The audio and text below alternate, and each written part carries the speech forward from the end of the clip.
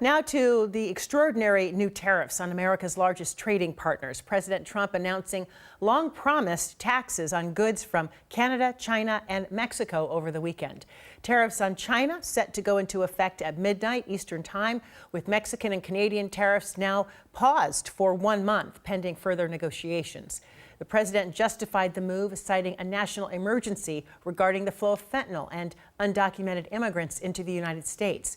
He also argues tariffs will make America wealthier, despite the additional costs that will be passed on to consumers. We may have short-term a little pain, and people understand that.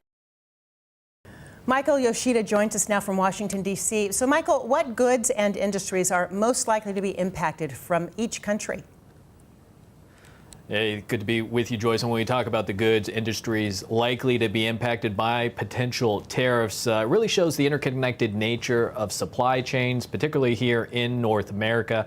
So let's take a look. Here are some of the goods from each of those countries. When we start talking about Mexico, fruits, vegetables, cars and car parts, alcoholic beverages. Head north to Canada. We're looking at grain, livestock and meat, sugar, lumber, oil and gas. That particularly important, especially this time of year, given the impact that could have on heating oil, especially in the New England part of the United States.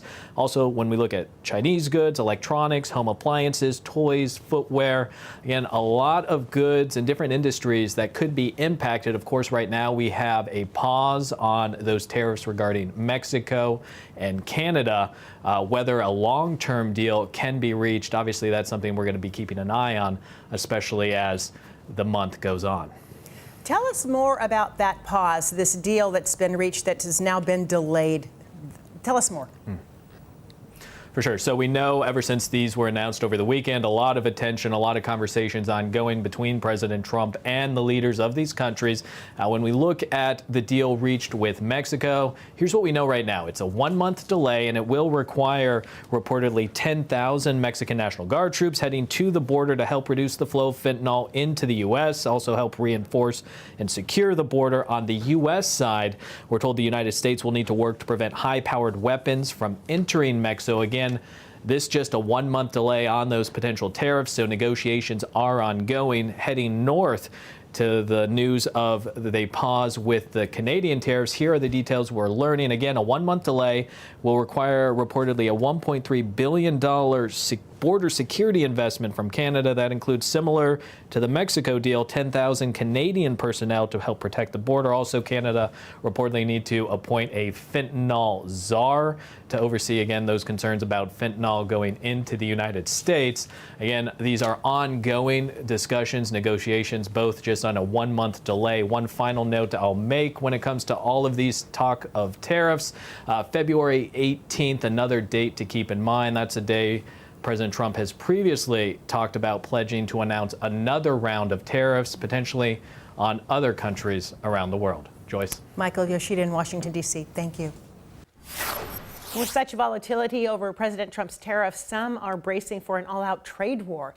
If tariffs do take effect, they will likely affect everything from the price of gas to the cost of an airplane. Our North Bureau Chief Eric Wilkinson takes a look at the potential impact to our local economy. Canada is Washington State's second biggest trading partner next to China, and a trade war could prove treacherous to both sides. Welcome, Canada. Thank you. As Canadians cross the border for a cup of coffee, concerns mount that a trade war is brewing. Cafe. Places like the Railway Cafe in Blaine, where the owners say 50% of their business comes from Canada. We love our Canadians. We love seeing them here. I mean, they're bringing a lot to our town. But the Canadian government is now telling its people to stay home and keep their money local in protest of President Trump's proposed tariffs. They're already seeing that at the cafe. I have a lot of regulars crossing the border just to come to the cafe. I mean, there's the border right there. And I haven't seen them, since the whole thing started. Canada is also promising 25% retaliatory tariffs of up to $155 billion on goods exported to the U.S. That means the price of gas, lumber, aluminum, even alcohol would likely rise. The cost of goods will go up. Dr. Lori Troutman is the director of the Border Policy Research Group at Western Washington University. She says the economic impacts of the border battle will likely trickle down through Washington because of growing anti-American sentiment. We're already seeing that now, that may persist even if the tariffs go away, because that damage has really largely been done to that relationship. And that trickles out in the Whatcom County economy particularly, and then I think probably further south as well. Back at the cafe, Steve Giblin, who has dual citizenship, sees both sides of the border battle. Both countries need to have better border security. Both countries have to face the fentanyl crisis.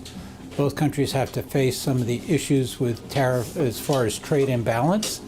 But going about it this way is just not productive. With the Canadian tariffs now on pause for a month, experts say if and when they do take effect, we will likely be feeling them in a matter of weeks, if not days. At the Canadian border, Eric Wilkinson, King 5 News.